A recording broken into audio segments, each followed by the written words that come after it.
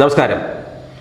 കേരളത്തിന് വീണ്ടും അടികൊടുത്ത് കേന്ദ്രം വിവിധ സ്ഥാപനങ്ങൾക്ക് വേണ്ടി വായ്പകൾക്ക് ഗ്യാരണ്ടി നിൽക്കുമ്പോൾ ഒരു നിശ്ചിത തുക മാറ്റിവെക്കണമെന്നാണ് കേന്ദ്രം പറയുന്നത്.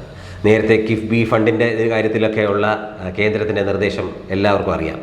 കാരണം ഈ കടമെടുപ്പ് പരിധി, അപ്പോൾ ഈ പുതിയ കേന്ദ്ര നിർദ്ദേശം കാരണം 600 കോടിയുടെ ബാധ്യതയാണ് കേരളത്തിന് വരാൻ പോകുന്നത്.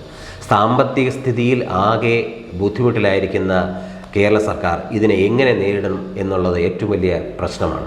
സാമ്പത്തിക വിദഗ്ധരൊക്കെ എല്ലാവരും ചൂണ്ടിക്കാട്ടുന്നുണ്ട്, കേരളത്തിൻ്റെ അവസ്ഥ വളരെ ദയനീയമാണ്. സർക്കാർ ജീവനക്കാർക്ക് ശമ്പളം പോലും കൊടുക്കാൻ നിവൃത്തിയില്ല, പെൻഷൻകാർക്ക് പെൻഷൻ കൊടുക്കാൻ നിവൃത്തിയില്ല. അങ്ങനെ ഇരിക്കുമ്പോഴാണ് കേന്ദ്രത്തിൻ്റെ പുതിയ ഇരുട്ടടി. സംസ്ഥാനത്തിൻ്റെ ധനവിനിയോഗം അതിൻ്റെ എല്ലാ സീമകളും ലംഘിച്ചാണ് പോകുന്നത്. ഇവിടെ 4ാം വാർഷികത്തിന് 100 കോടി 120 കോടിയൊക്കെ നീക്കി വച്ചിരിക്കുമ്പോൾ ഇവിടെ മറ്റുള്ള തനത് ഫണ്ടിൽ നിന്ന് വകമാറ്റി ചെലവഴിക്കുക.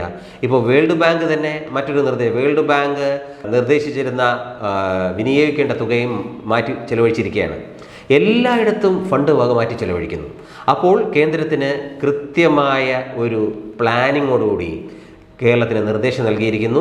ധനകാര്യപരമായ എല്ലാ നീക്കങ്ങൾക്കും അതിൻ്റേതായ ചട്ടങ്ങൾ പാലിച്ചേ പറ്റൂ. കേന്ദ്ര ധനമന്ത്രി എന്ന് പറയുന്ന നിർമ്മല സീതാരാമൻ നമുക്കെല്ലാം അറിയാം.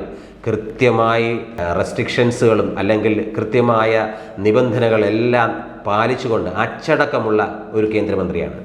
കേരളത്തിനെ പോലെ ഇവിടുത്തെ സാമ്പത്തിക സ്ഥിതിയും പ്രശ്നങ്ങളൊക്കെ എല്ലാവർക്കും അറിയാം. അപ്പോൾ കൃത്യമായി കേന്ദ്രത്തിൻ്റെ മോണിറ്ററിങ് നടക്കുന്നത് സംസ്ഥാനത്തിനെ ആകെ ബാധിക്കുമെന്നുള്ള കാര്യത്തിൽ 100% ഉറപ്പാണ്. ഇതിനെ എങ്ങനെ ഇവർ മാനേജ് ചെയ്യും? കേന്ദ്രത്തിൻ്റെ അവഗണന എന്നുള്ള സ്ഥിരം പല്ലവി മതിയാകുമോ?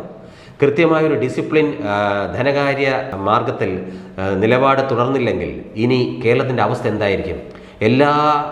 എല്ലാവർക്കും ആശങ്കയുണ്ട് ഈ കാര്യത്തിൽ. കാരണം കേരളത്തിൻ്റെ നിലപാട് ഒരു ഡിസിപ്ലിനുമില്ലാതെ ഇങ്ങനെ പോയാൽ എന്തായിരിക്കും കേരളത്തിൻ്റെ അവസ്ഥ? നമ്മുടെ വികസനത്തിനെ അത് എങ്ങനെ ബാധിക്കും?